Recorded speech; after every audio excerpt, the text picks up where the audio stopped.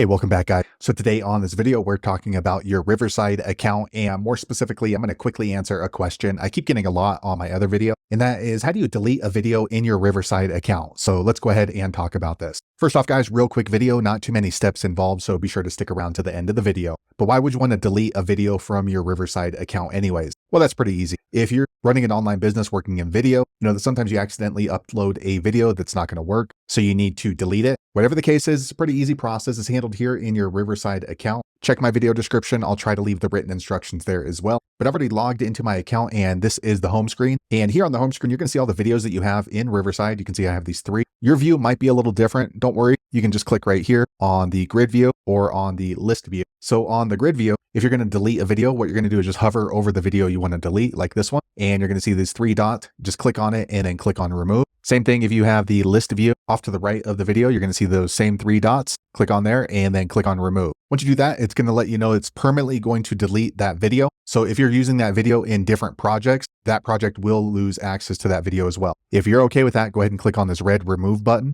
All right, quick second later, it refreshes. You'll see this pop up that the project was removed. And now you can see that video has been deleted from my Riverside account. So there you have it, guys. If you're wondering how to delete or remove a video in your Riverside account, that's the easiest way I know how to do it. If you know an easier way, be sure to leave a comment below. Let the rest of us know how you did it. Hopefully you found that video useful. If so, click thumbs up or maybe consider subscribing to my channel, and I hope to see you on the next video. Thanks again for watching.